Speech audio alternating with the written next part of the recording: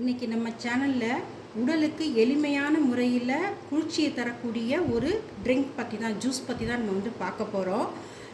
அநேகமாக எல்லோரும் வீட்டில் தான் இருப்பீங்கன்னு நினைக்கிறேன் இந்த வெயில் நேரத்தில். ஏன்னா வெயில் அதிகமாகிட்டே இருக்குது, அக்னி நட்சத்திரமும் ஸ்டார்ட் ஆகிட்டு இருக்குதுங்க.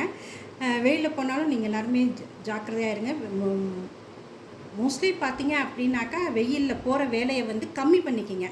அந்த வேலையை நம்ம 6 மணிக்கு மேலே வச்சுக்கலாம்.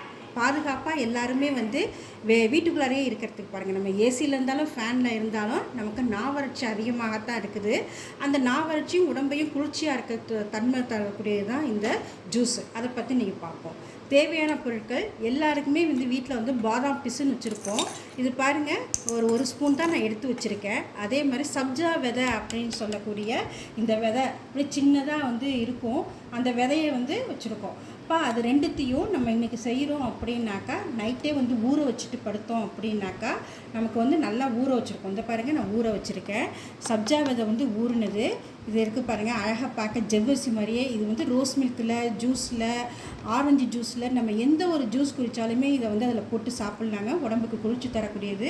பனி இது மாதிரிக்கு இருக்குது பாருங்கள் அழகாக. அது வந்து இந்த பாதாம் பிசுங்க, இது ஊற வச்சது. இதை வந்து நம்ம என்ன பண்ண போகிறோம், அடுத்தது தேன் இருக்குது. தேன் இதுக்கு தேவையான பொருளில் 3ஆவதாக தேன் இருக்குது. அடுத்து தண்ணி, புதினா இலை, இதுதான் நம்ம வந்து தேவையான பொருட்கள். ஃபஸ்ட்டு நம்ம இந்த பாதாம் பிசுனை அரைச்சி எடுத்துக்குவோம் மிக்சியில். ஒரு 2 ஸ்பூன் தான், ஒரு 4 பேருக்கு தேவைப்படுது அப்படின்னாக்கா வந்து நம்ம 2 ஸ்பூன் எடுத்து அரைச்சிக்குவோங்க. கொஞ்சோண்டு தண்ணி விட்டு அப்படியே ஜெல்லு மாதிரிக்கு வந்து பாயசம் மாதிரிக்கு வந்து இதாக இருக்கணும். அடுத்தது பார்த்தோம் அப்படின்னா இந்த அரைச்ச விழுது இருக்கு இல்லையா, அந்த அரைச்ச விழுதை வந்து நம்ம இதில் வந்து 2 ஸ்பூன் போட்டுக்குவோம். போட்டுட்டு இந்த இருக்கு பாருங்கள், இந்த சப்ஜா விதை அது 2 ஸ்பூன் போட்டுக்கிறோம். தேன் இருக்குது பார்த்தீங்களா, இந்த தேன் வந்து 1 ஸ்பூன். 2 பேருக்கு 1 ஸ்பூன் போதுங்க.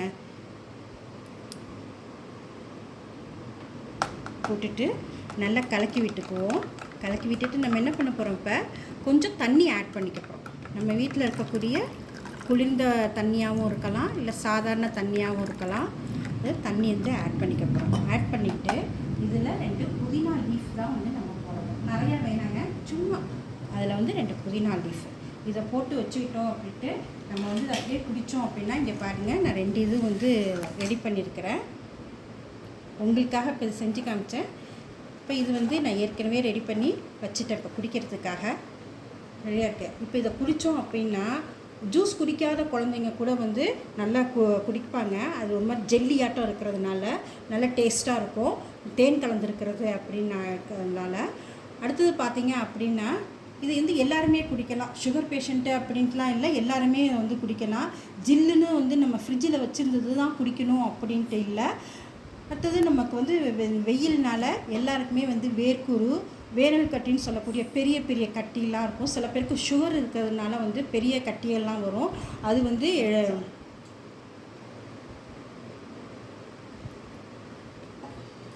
வந்து நம்ம வந்து எல்லாமே வந்து நம்ம குடிச்சிட்டு இப்போ இது பண்ணலாங்க. உடம்புக்கு வந்து குளிர்ச்சியை தரக்கூடியது. எளிமையான முறையில் வீட்லேயும் செஞ்சலாம். வெளியில் போகும்போது நம்ம வந்து எடுத்துகிட்டு போய் நம்ம சின்ன பாட்டிலில் எடுத்துகிட்டு போயிட்டு வெளியிலையும் வந்து குடிக்கலாங்க. இது எல்லாராலையும் செஞ்சு எல்லாராலையும் குடிக்கக்கூடிய ஒரு பானமாக இருக்குதுங்க. உங்களுக்கும் பிடிச்சிருக்கும். சப்ஸ்கிரைப் பண்ணுங்கள், ஷேர் பண்ணுங்கள், லைக் பண்ணுங்கள். நன்றி. இன்னொரு ஜூஸோடு நம்ம நாளைக்கு பார்க்கலாம்.